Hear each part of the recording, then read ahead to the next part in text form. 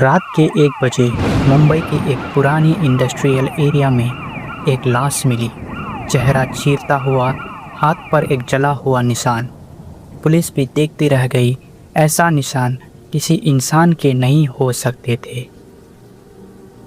Inspector Arjun Mehta नफरत करता था मीडिया से और मौत के इस नए सिलसिले से भी, पर अंदर ही अंदर उसे भी डर लगता था, क्योंकि यह किसी सीरियल किलर का काम नहीं लगता था। यह कुछ और था। डॉक्टर काव्या नायर एक फॉरेंसिक साइकोलॉजिस्ट, पर दिल से वो उन चीज़ों को मानती थी जो दिखाई नहीं देती। अर्जुन ने उसे पहली बार देखा तो सोचा ये भी एक किताबी एक्सपर्ट है, पर उसकी आंखों में कुछ और था, जैसे उसने ये सब पहले देखा हो।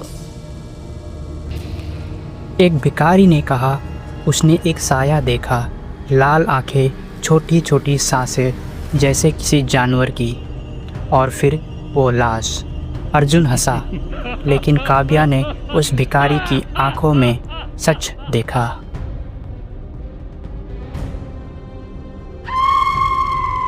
अगले दिन एक और लाश, इस बार एक औरत, और वो निशान।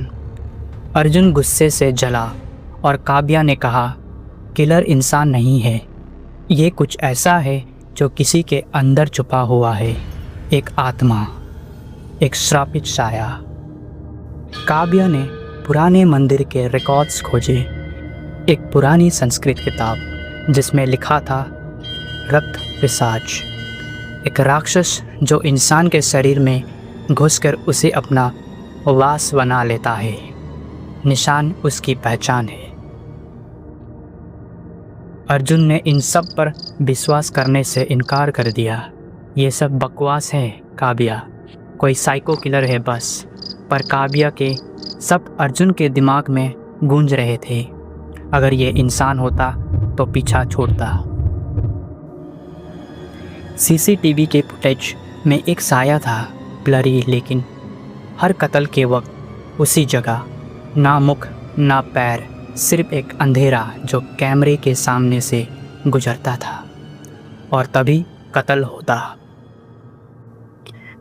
काव्या अर्जुन को ले गई उस पुराने मंदिर तक। ये वही जगह है जहां वो आत्मा बंधी गई थी, लेकिन किसी ने फिर से उसे जगाया। मंदिर के अंदर पत्थर पर वही निशान, जलते हुए चीज। तीसरा कत्ल, इस बार एक गार्ड। उसकी आंखें खुली थी, जैसे मरने से पहले उसने मौत को आंखों में देखा हो। काव्या ने सिर्फ इतना कहा, वक्त कम है अर्जुन, अगला कत्ल हमारे बहुत करीब होगा। अर्जुन के दिमाग में एक ही सवाल घूम रहा था, क्या सच में किसी आत्मा ने किसी को अपने वश में बना लिया है? हर क्लू उसी तरफ इशारा करता, पर एक ऑफिसर होने के नाते वो मानने को तैयार नहीं था। डर के आगे सिर्फ सच था। काव्या को नींद नहीं आई थी कई दिनों से। हर रात उसे वही साया दिखाई देता, लाल आंखों वाला। वो हर बार एक नया शिकार की तस्वीर लेकर आता। उसने जान लिया था कि अगला कौन है। एसीपी शर्मा ने अर्जुन से कहा, तुम लोगों को भूतों की कहानियों में भरोसा है? ये सब बंद करो। अर्जुन चुप था, पर अंदर से टूटा हुआ। सिर्फ काव्या ही थी जो उसके विश्वास को जिंदा रख रही थी। रिया, जो खूनी साया के खिलाफ इन्वेस्टिगेशन चला रही थी, अब सिर्फ एक लाश थी। उसके कैमरे में कुछ फ्रेम्स में एक साया था, आंखों में लाल प्रकाश, हाथों में खून। काव्या ने बताया, ये साया किसी एक व्यक्ति के शरीर में घुसा है, पर यह हर कत्ल के बाद और ज़्यादा मजबूत हो रहा है। अर्जुन ने पूछा, क्या इसे रोका जा सकता है? उसका जवाब था, सिर्फ एक पुराना तंत्र जिसे आज तक कोई नहीं आजमाया। अर्जुन ने पहली बार उस साये को देखा। वो कहीं से नहीं आया था, बस था। उसकी आंखें जैसे किसी नरक का दरवाज़ा। अर्जुन ने अपनी बंदूक उठाई, पर उसके पैर हिल नहीं रहे थे। वो अंदर से जम गया था। उस रात साया काव्या के घर आया। वो दरवाजे पे नहीं, ख्वाबों में घुसा। उसने काव्या की यादों को छेड़ा, उसकी माँ की मौत का दर्द जगा दिया। काव्या चीख कर उठ गई और देखा दरवाज़ा टूटा हुआ है और फर्श पे एक लाल निशान बना था। काव्या को याद आया, उसकी माँ भी कुछ ऐसे ही कहती थी, एक साया मुझे देख रहा है काव्या। तब किसी ने उसकी बात को नहीं मानी और आज वो ही साया वापस था, लेकिन इस बार काव्या तैयार थी। काव्या ने एक तांत्रिक से संपर्क किया, एक आखिरी तंत्र जिससे साये को बंधा जा सकता था। अर्जुन ने पूछा, इसमें मेरी क्या ज़रूरत है? काव्या ने कहा, तुम ही उसका पहला शिकार थे, इसलिए तुम उसका अंत भी बनोगे। मंदिर के तरफ चलते हुए अर्जुन ने काव्या से पूछा, अगर हम हार गए तो? काव्या ने मुस्कुरा कर कहा, तो ये कहानी यहीं ख़त्म हो जाएगी हमारे साथ। और तभी मंदिर के अंदर से एक चीख गूंजी, ऐसी चीख जो किसी इंसान की नहीं थी। मंदिर के अंदर एक अजीब सन्नाटा था, दीवारों पर लाल रोशनी और बेचैन साया।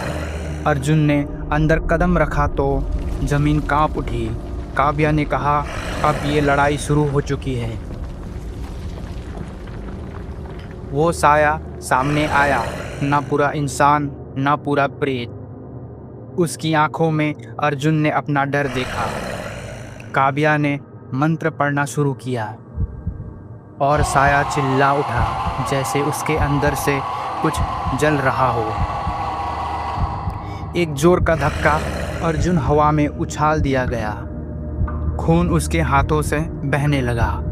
साया उसके ऊपर झुका, उसकी आंखों में उतर गया, पर अर्जुन ने आंखें बंद कर ली और काव्या का मंत्र गूंजता रहा। काव्या ने मंत्र का अंतिम उच्चारण किया और आग का गोला साये के चारों तरफ जल उठा। साया चीखता रहा, लेकिन अब वो बंधा जा चुका था। वो लाल आंखें धुंधला गई थी। एक अंतिम बार चिंगारी और वो घूम गया धूल में। सुबह की पहली रोशनी में काव्या और अर्जुन बेजान पड़े थे। आंखें खुली तो सब शांत था। साया चला गया था या चुप हो गया था। दोनों के चेहरे पर एक ही सवाल लिखा था, क्या ये सच में खत्म हुआ? पुलिस ने केवल इतना कहा, सीरियल किलर मर गया है, पर जो सच काव्या और अर्जुन जानते थे वो कभी किसी ने नहीं सुना। मीडिया चुप हो गया, केस बंद हो गया, पर कहानी अभी भी जिंदा थी। अर्जुन ने काव्या से पूछा, अब क्या? काव्या ने कहा, अब इंतज़ार अगले साये का। दोनों हंस पड़े, लेकिन उस हंसी के पीछे एक डर था, एक अनजान दस्तक का। 1 महीने बाद कोलकाता में एक और लाश, वही निशान, वही आंखें, पर इस बार सीसीटीवी में एक नई तस्वीर थी। एक छोटी सी लड़की और उसकी आंखों में लाल रोशनी थी। काव्या ने अपनी डायरी में लिखा, साया सिर्फ एक चीज़ नहीं, यह एक विचार है जो हर दिल में जगता है जहां अंधेरा ज़्यादा हो। हमने सिर्फ एक रूप को रोका है, असली साया अभी भी जीवित है। इस कहानी का अंत हो गया या एक नई खून का आगाज़। शायद कहीं आपके आसपास भी कोई साया हो, देख रहा हो, छुपा हुआ हो। जब तक अंधेरा है, खूनी साया जिंदा है।